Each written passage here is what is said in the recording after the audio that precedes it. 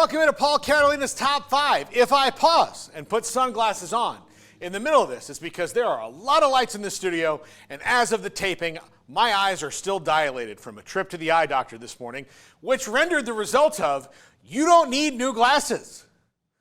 My prescription is the exact same. I just had to get it updated so I could get new contacts. Fun, huh? Also, look, this is a sidebar. They have dilating drops. Why don't they have undilating drops? The eye doctor who thinks that up, billionaire. Billionaire. Anyway, I digress.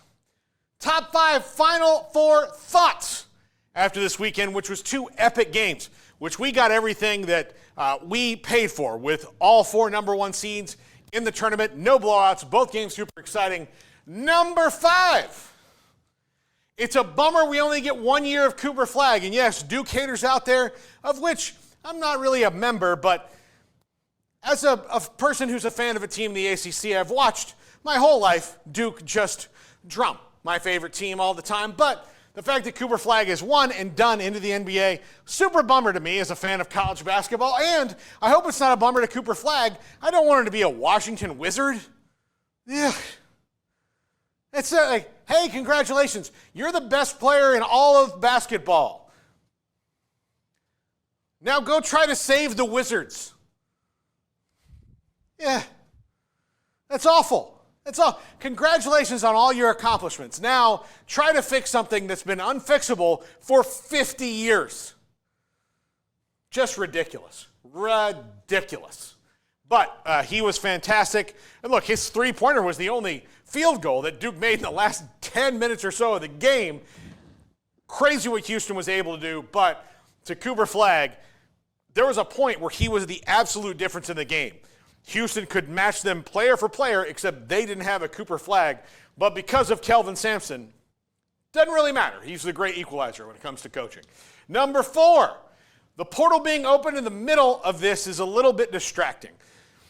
Coaches, everybody's complaining about the calendar. I don't know how they fix this particular issue in basketball or like they do in football. There's going to have to be a whole reckoning when it comes to it. But the fact that you've got Auburn playing in the Final Four and also signing a point guard at the same time is, I mean, that would be like the Lakers, being in the finals of the NBA and having their first-round draft pick. It's just so weird that it goes on, and I think it does take away a little bit from the focus on the Final Four, although there is a school of thought that says, look, let's get all the good basketball news in we can while people are watching the games more than they would be normally. But still, I think it's a distraction.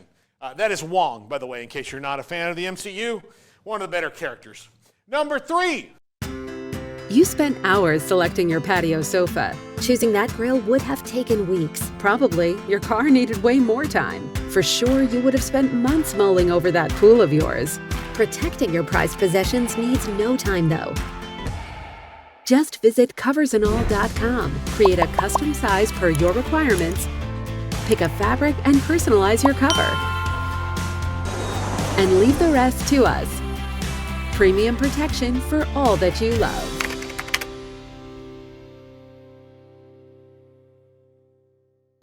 Will we ever see Charles Barkley happy?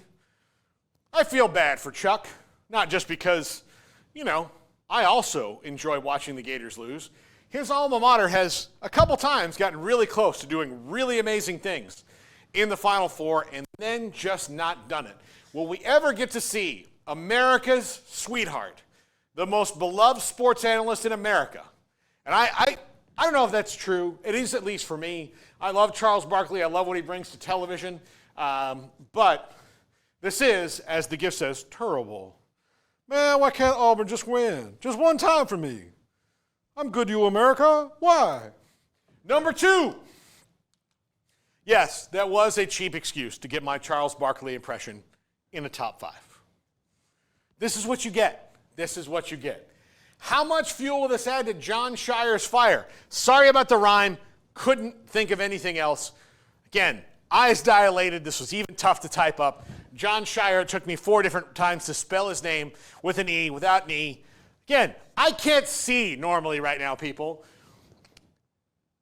He is right there knocking at the door. Duke is an elite team again. Look, Cooper Flagg's going to go. He's going to get the next Cooper Flagg, and the next one, and the next one. That's not going to change.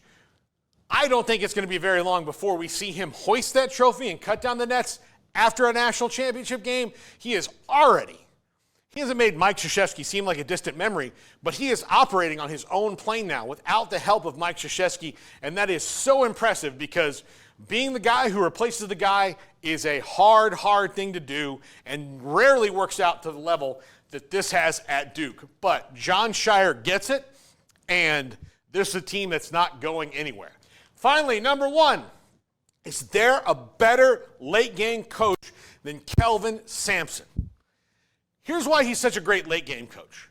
Because he's such a great late-game practicing coach. He has the team practice all these late-game scenarios. And because they play such good defense and such efficient defense all game long, they're never really out of a game. Ask anybody who played them this year in the Big 12. Just when you think you've got Houston painted into a corner, they find a way out. And they did it methodically over the last 10 minutes of the game, even though there were times where, like, look, they're just not going to make enough shots.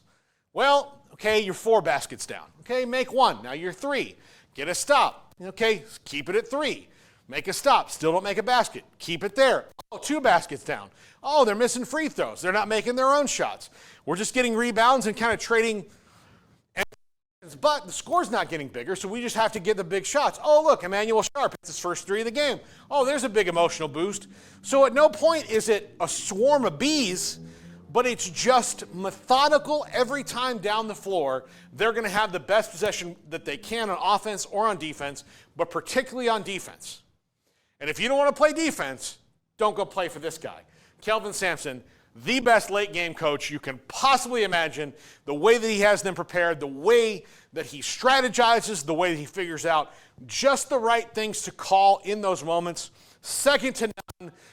This man deserves the title. I hope he gets it tonight. That's going to do it for the top 5. Peace out, everybody.